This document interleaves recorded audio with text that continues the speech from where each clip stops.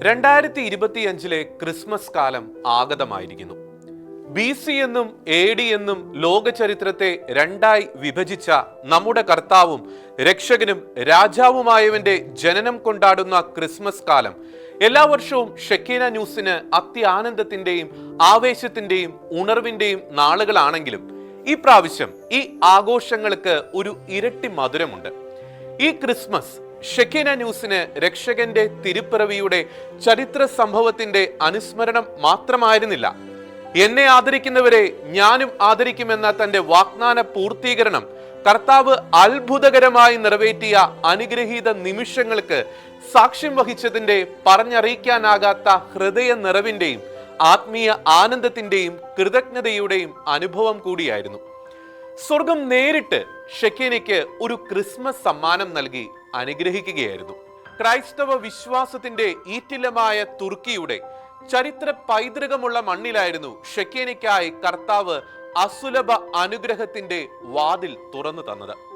വിശുദ്ധ പത്രോസിന്റെ സിംഹാസനത്തിന്റെ 267 അവകാശി ലെയോ 14 പാപ്പ നടത്തിയ ആദ്യ അന്താരാഷ്ട്ര അപ്പസ്തോലിക യാത്രയിൽ പങ്കുചേരാൻ ടീം ഷെക്കീനയ്ക്ക് വേദിയൊരുങ്ങി എന്ന് മാത്രമല്ല, ആഗോള സഭയുടെ വലിയ ഇടയനുമായി കൂടിക്കാഴ്ച നടത്താനും വലിയ ഇടയന്റെ അപ്പസ്തോലിക ആശീർവാദം സ്വീകരിക്കുവാനും പാപ്പയുമായി വ്യക്തിപരമായി സംസാരിക്കുവാനും കർത്താവ് ഷെക്കീനയ്ക്ക് ഇടയാക്കി.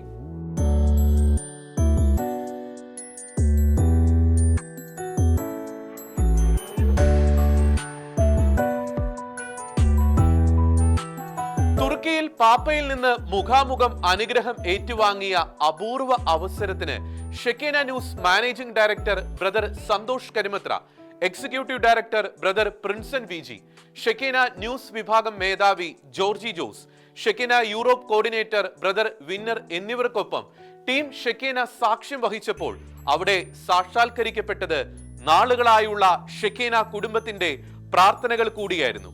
ഒപ്പം തുർക്കിയുടെ മണ്ണിൽ ദൈവനിയോഗത്തിന്റെ ഭാഗമായി നടന്ന ഈ കൂടിക്കാഴ്ചയ്ക്ക് ഏറെ പ്രാധാന്യമാണുള്ളത്.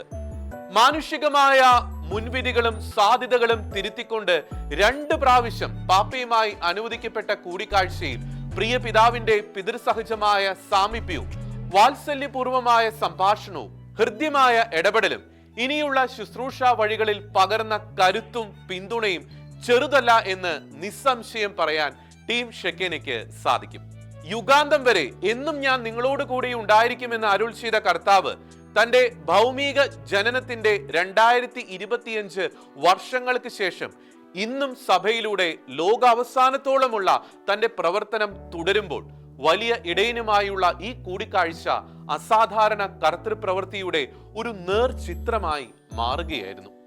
കർത്താവിനും സഭയ്ക്കും വേണ്ടിയുള്ള ഷെക്കീനയുടെ ശുശ്രൂഷകൾക്ക് സഭയുടെ കാവലാളായ പാപ്പയിലൂടെ സ്വർഗം അംഗീകാര മുദ്ര പതിപ്പിച്ചു നൽകുകയായിരുന്നു.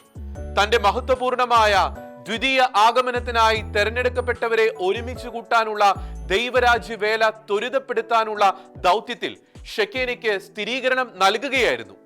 വിശ്വാസ സത്യങ്ങൾ പ്രതിരോധിച്ചും സഭാ പാരമ്പര്യങ്ങൾ സംരക്ഷിച്ചും തിന്മയുടെ പ്രവർത്തനങ്ങൾക്കെതിരെ പോരാടിയും വ്യക്തിമുദ്ര പതിപ്പിച്ച ഷെക്കീനയുടെ ശുശ്രൂഷകൾക്ക് സഭാ തലവനിലൂടെ ലഭിച്ച സ്വർഗത്തിന്റെ കയ്യൊപ്പ് തുടർന്നുള്ള ശുശ്രൂഷകളിൽ പൂർവാധികം ധീരോചിതമായി അന്ത്യകാല പ്രേക്ഷിത വേല തുടരാൻ ഒരു ആഹ്വാനം കൂടിയായിരുന്നു.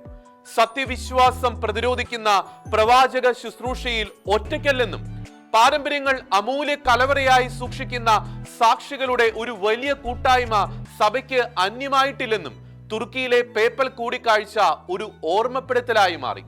ഏതായാലും ഓർമ്മകളുടെ കലവറയിൽ തങ്കലിപികളിൽ കുറിക്കപ്പെട്ട അവിസ്മരണീയ അത്യാനന്ദത്തിന്റെ അവർണീയ നിമിഷങ്ങളാണ് സ്വർഗം ഷെക്കീനയ്ക്ക് സമ്മാനിച്ചിരിക്കുന്നത്.